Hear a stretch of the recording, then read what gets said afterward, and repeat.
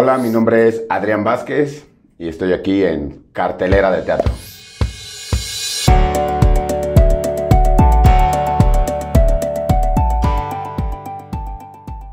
Bueno, wow. El teatro, pues, el teatro es un espacio en donde es un espacio de libertad, es un espacio de creación, de totalidad. Para mí el teatro es este lugar al que uno acude todo el tiempo intentando hacer o acomodar lo perfectible del mundo, y eso es una carta de amor para mis hijas, para mis seres queridos, para el mundo, para lo que me constituye como humanidad. Creo que lo que el teatro le ha aportado a mi vida es todo. Ha venido a revolucionar. Digo, yo crecí en una ciudad en donde no existía esta cultura teatral, no era contagiada desde niño, entonces a mí me tocó descubrirlo ya tarde. El descubrir el teatro y a partir de acudir a él y de estudiarlo y de regocijarse en él, creo que ha revolucionado toda mi vida. Ha cambiado, podría decir que mi vida es una antes del teatro y otra a partir de él.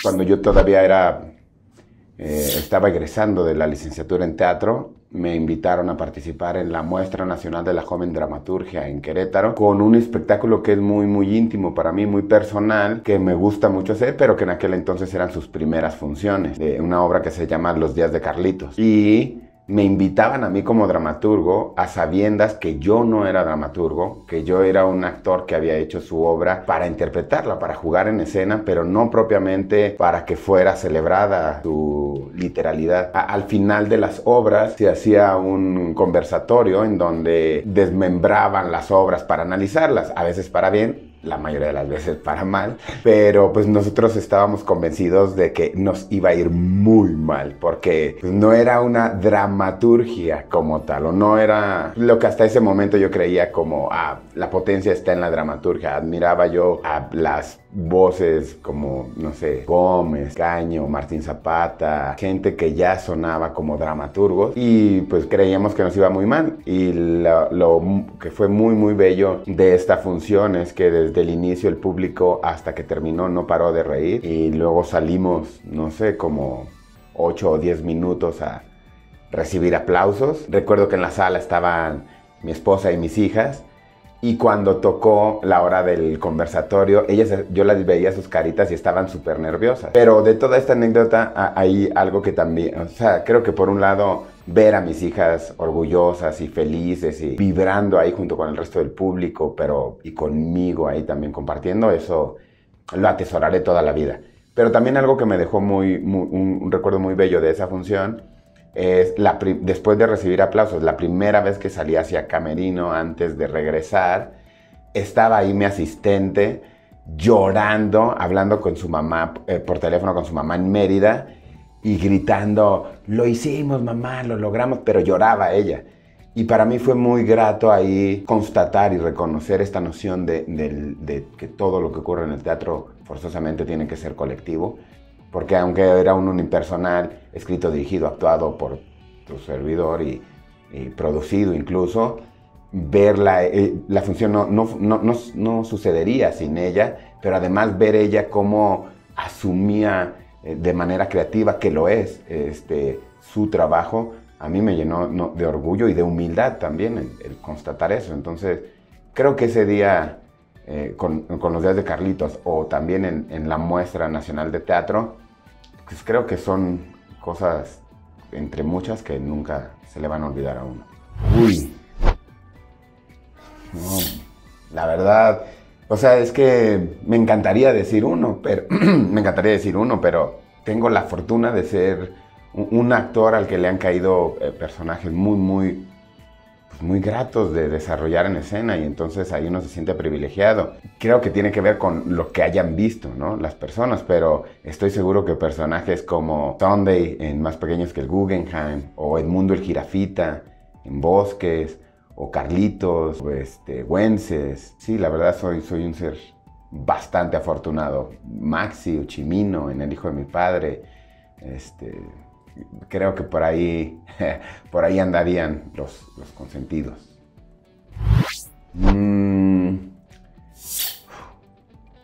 No sé, pues todos.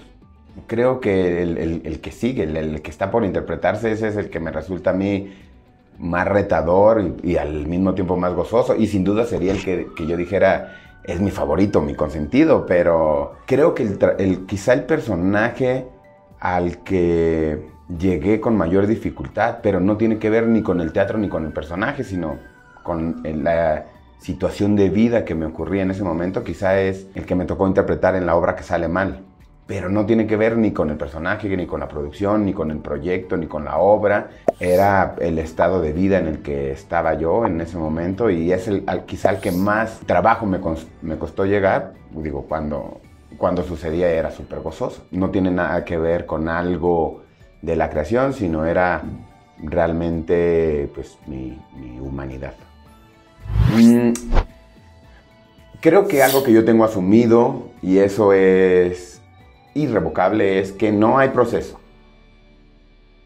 Quienes formamos la obra del teatro, de alguna manera decidimos la poética de la teatralidad a la que vamos a acudir. Y en ese sentido creo que es muy difícil colaborar conmigo, porque de entrada, si invito a trabajar a un actor, no le presento un texto, generalmente le presento una idea, ya escénica, ya discursiva, ya literaria, incluso ya anecdótica, pero no necesariamente, mira, revisa mi texto a ver si quieres colaborar conmigo. Realmente yo apelo a los trabajos previos que yo he hecho y que a partir de ahí la gente diga, oh, creo que quiero colaborar contigo, ¿no? Pero una vez que empiezo a trabajar, el acto de comunicación, el de estar constantemente confrontando ideas, escuchando a mis compañeros actores, qué es lo que necesitan o quieren o qué les gustaría hacer, es lo que terminan diseñando las obras de teatro y las puestas en escena. Creo que son muy pocos los montajes en donde acudo yo a un iluminador o a algún escenógrafo y también los vuelvo parte de esta idea que queremos nosotros plasmar. El hijo de mi padre empezamos a partir de diseñar personajes en el espacio vacío y lo que todos juntos nos dieron ya como si estuvieran en una redada, fue lo que empezó a diseñar la historia. En Güences y Lala, la historia creo que nos habitaba, ¿no? La historia de vida de mis padres era las cosas que constantemente mi padre nos cuenta, tanto de su infancia como la de mi madre,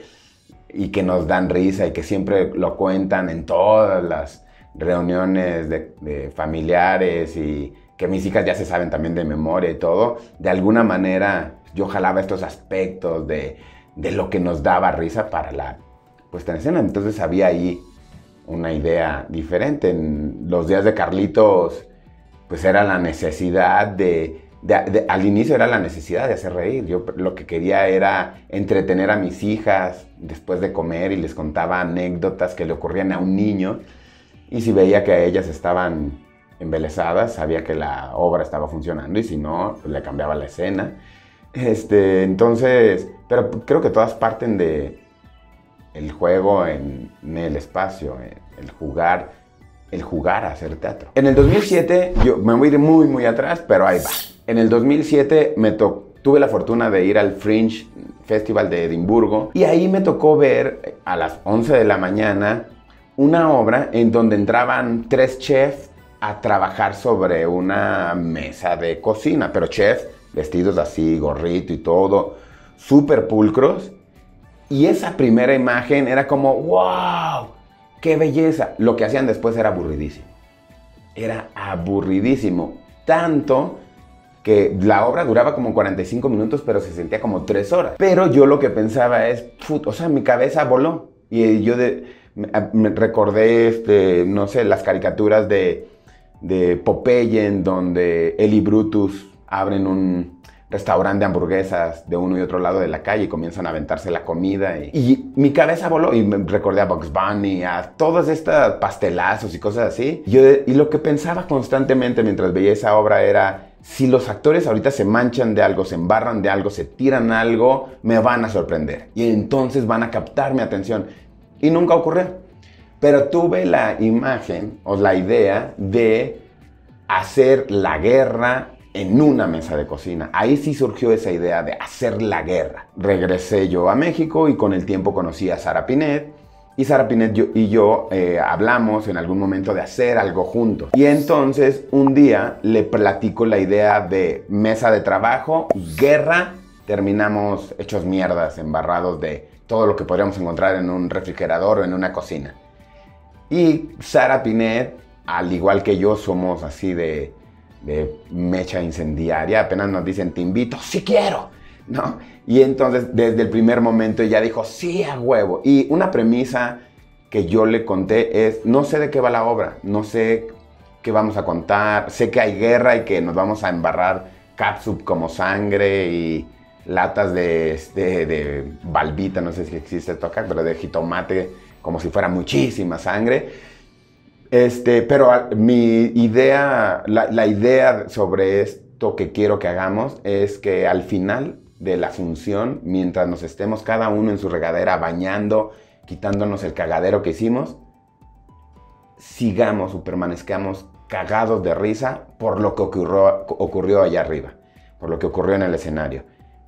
Y después de 100 funciones, puedo decir que a excepción de quizá una o dos, en el resto hemos salido así, vibrando de risa, cagados en la regadera individual o compartida, diciendo qué pendejos somos por hacer lo que hacemos, pero cómo nos divertimos con nuestra estupidez. Y bueno,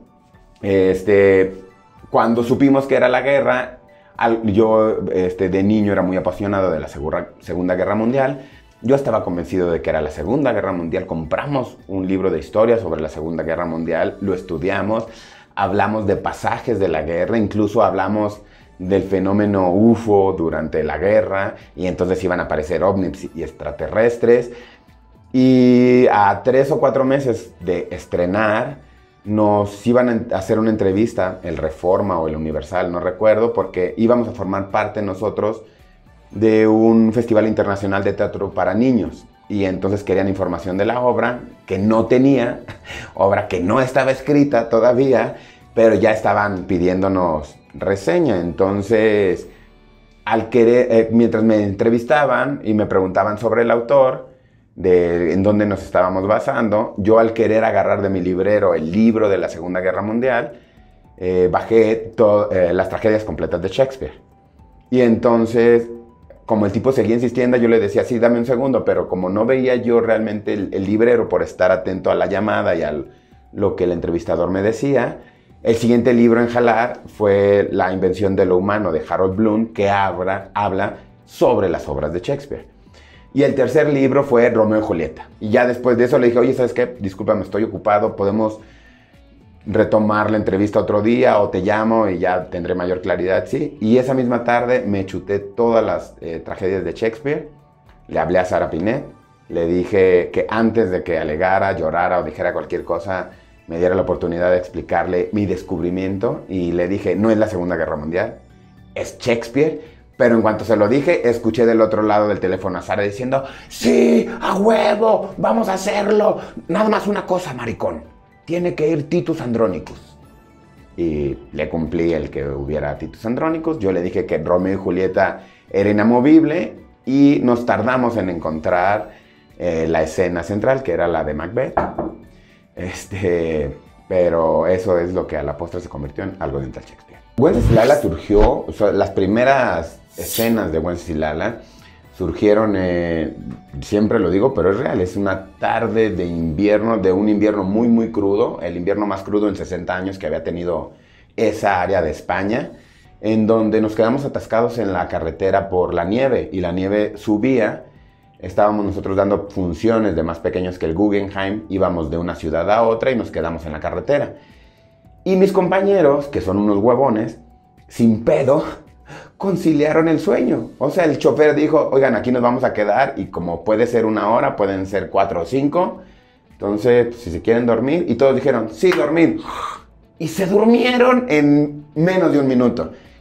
Y yo, que era la persona que había batallado en toda la estadía ya con el jet lag, dormía solo 1 o 2 horas y no me acoplé nunca a los horarios, yo no me podía dormir.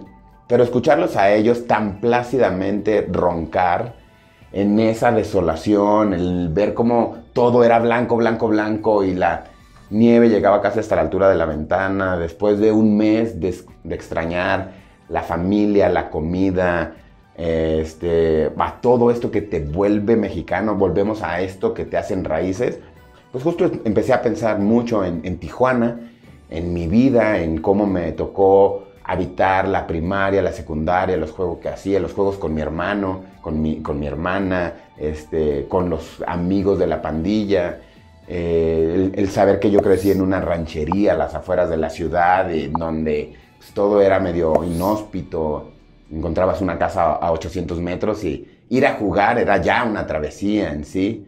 Entonces, y pensar también mucho en la historia de amor de mis padres. Ellos se conocieron en la adolescencia y estuvieron juntos hasta hace 2 años que nos dejó mi madre.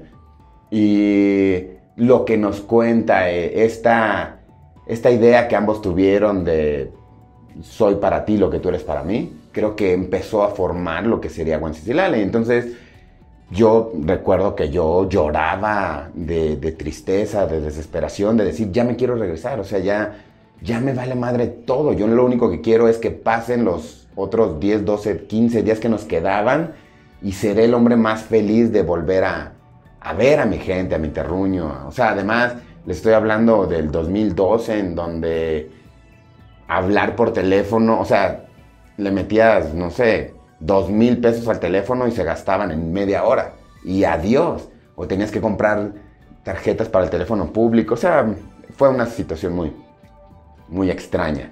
Pero ahí, de esta desolación, por llamarlo de alguna manera, pues surgieron algunas escenas. En la vida, en mi niñez, nosotros recogemos 2 perros callejeros, los más corrientes y feos, pero también los más amorosos y leales, a los que les pusimos el mendigo y el desgraciado, a uno y a otro. Y uno era el mendigo porque se comía la comida del otro, y el otro era el desgraciado porque solo comía cuando había carne en su plato, que si era difícil tener carne en el plato de uno, era muchísimo más difícil ponerle al perro.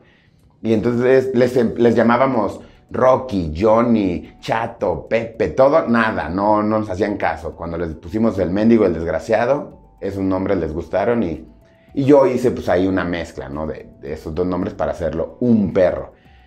Pero esta idea de el cómo vemos de niños el mundo y el que la niña alegue que la mordió un perro como un dragón y que el otro niño sepa, oye, no tuviste nada más que un rasguñito, era súper divertido y es una de las escenas que quedó. La otra escena, la imagen de él cantándole a ella en el funeral, también por ahí quedó. La noche de ellos viendo las estrellas, también por ahí quedó.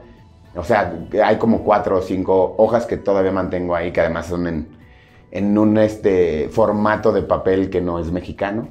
Y nada, el otro día en una mudanza me topé con esas hojas y tiene ahí unos manchones de unas gotas de que pues, es real. Yo lloraba tanto de alegría como de tristeza por lo que extrañaba, pero de alegría por lo que iba quedando.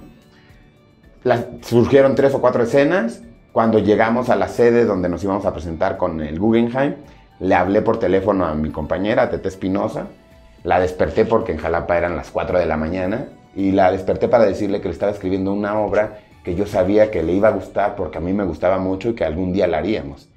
Y 2 años después, gracias a Boris Schumann y a la capilla, que nos pusieron para lo que nos alcanzó fue para la banca, pero con eso y con la temporada que nos dejaron tener en la capilla es que estrenamos Wencesilala y que ya de ahí en adelante pues lo que logró la obra ya es parte de las presentaciones de la obra.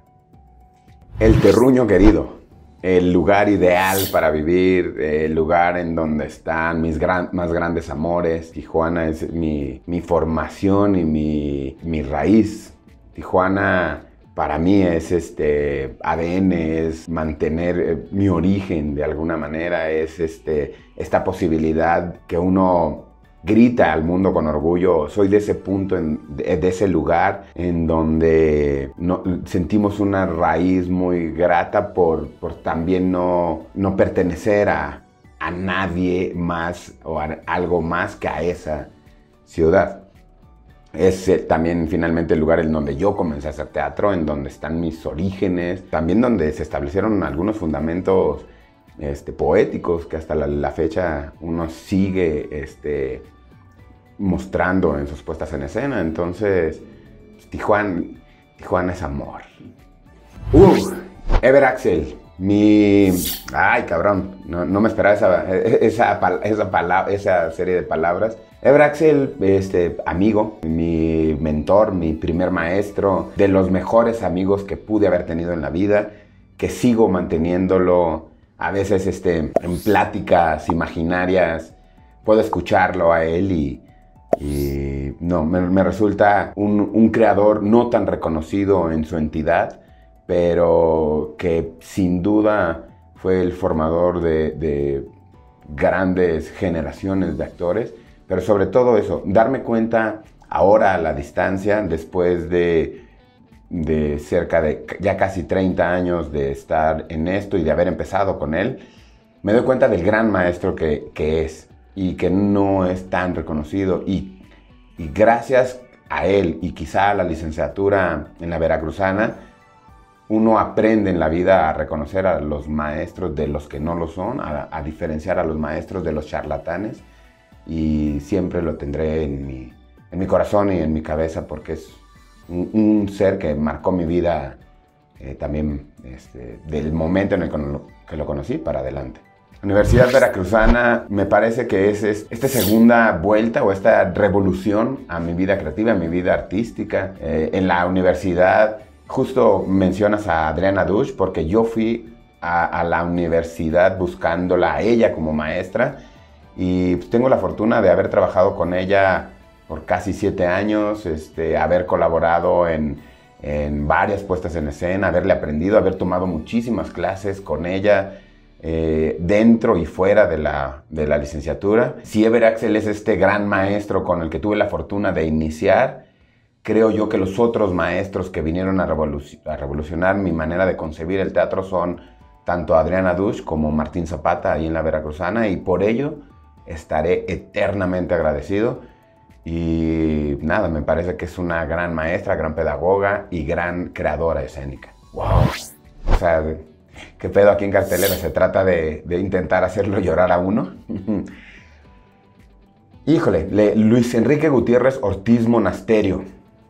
Creo yo que esta manera que él tenía de confrontar al mundo a través de la palabra y del pensamiento, y que mucha gente lo tomaba tan en serio, de manera tan arraigada, creo yo que era el sello que él tenía para, de alguna manera, incendiar la pasión humana, para bien o para mal, en quienes lo leían o lo escuchaban. Y detrás de eso había un niño amoroso, generoso, dadivoso, que todo el tiempo quería convocar gente a su casa para platicar, para reír, para burlarse del mundo, para burlarse de uno mismo, pero con un corazón y un amor que pocamente te encuentras, porque generalmente la gente o incluso los mismos creadores están mostrando esta personalidad amable y grata y escondiendo su humanidad. Y Luis Enrique creo que tenía eso, que era maravilloso, que era mostrarse de la manera más humana, y tú aprendías a amarlo y a quererlo. Y también para mí es gran maestro, gran amigo de vida, y se le extraña. La compañía más chingona de teatro mundial.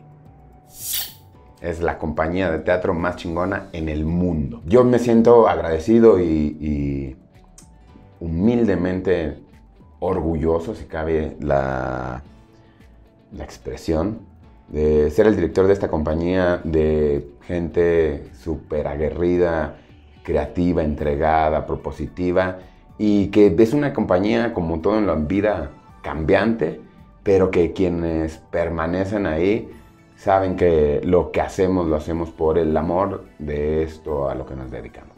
La manera que encontramos nosotros divertida de entrarle a la dramaturgia es pues la necesidad de escribir para uno, escribir para nuestros seres queridos y luego escribir para el mundo. Con los años hemos entendido que cualquier cosa que ocurre sobre la escena está permeada por una dramaturgia bien o mal diseñada, y entonces nosotros lo que intentamos es hacer una dramaturgia de actor, una dramaturgia de actores y actrices. Y no es nuestra convicción y nuestra idea, o por lo menos la personal, el estar intentando el reconocimiento a través de las letras o el que otra gente monte las obras de uno, sino el de simplemente hacer contacto a través de la escena. Y para ello se necesita diseñar algo para la escena, que eso es la dramaturgia que hacemos. Y nos resulta divertido porque quienes son dramaturgos se sienten ofendidos por ello, pero pues igual nos vale pito. Los unipersonales para mí es gozo, es juego. Creo que surgieron primero de una necesidad interpretativa, de una necesidad creativa, sobre todo, de una necesidad discursiva, del querer eso, hablar de las cosas que a uno le atañen, y saber y retarse a ver si era capaz de contarlas en escena o de permear al espectador de la manera que a uno lo involucraban. Y ese era, al principio era justo un reto, era el nervio y el reto de saber si seríamos capaces de hacerlo.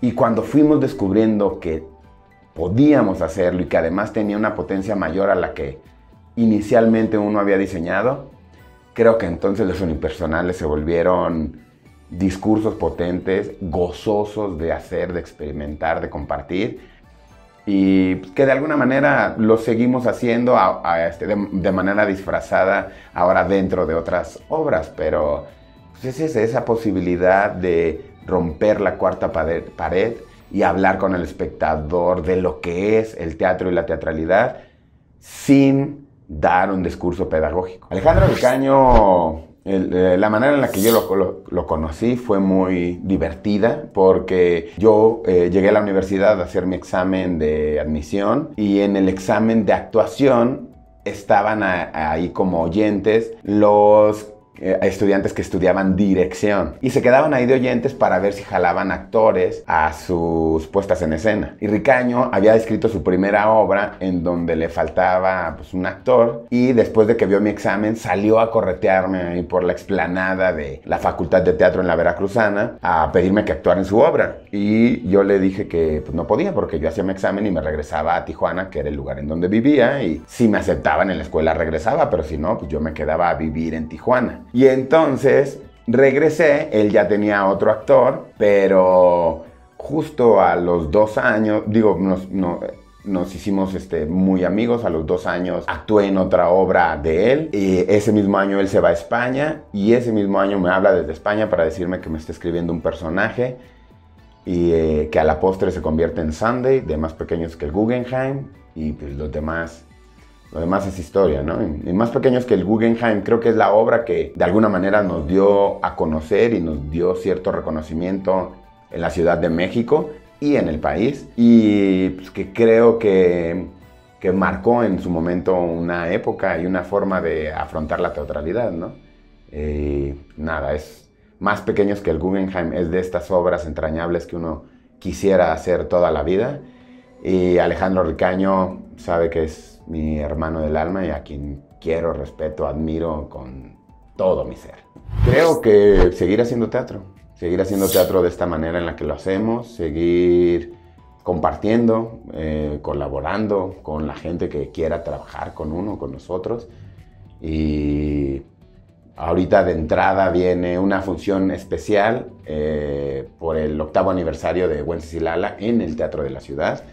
Pero afortunadamente también de manera personal nos está surgiendo trabajo en series, en cine, Y la verdad también es una apuesta rica a la actoralidad la que se hace frente a la cámara, que sí nos gusta hacerla, en la que también nos gusta colaborar, en la que nos sentimos creativos, participativos y sobre todo que podemos aportar algo, una pequeña visión del mundo. Y eso es lo que nos encanta hacer. Seguimos trabajando en los guiones de El hijo de mi padre, Visceral y de Wencesilala para poder llevarlos a la pantalla grande y esperamos, o sea, en cuanto se dé la posibilidad, pues, tener noticias nuevas y eso, seguir trabajando en esto que nos apasiona, que es el teatro, la actuación, el contar historias y el divertirnos. Muchísimas gracias por la entrevista, gracias a la gente de Cartelera de Teatro y pues nada, ojalá y puedan seguirnos en redes sociales, Adrián Vázquez, su servidor. Estoy en Instagram como Adrián F. Vázquez y pueden seguir el trabajo de la compañía Los Tristes Tigres, que espero pronto les tengamos noticias sobre nuevas temporadas. Y nada, si no has ido al teatro, ve. Si has ido al teatro y has dicho, no me gusta, en verdad, ve a ver alguna obra de Los Tristes Tigres. O Junio del 93 está muy buena. Y no, nos vemos por el teatro.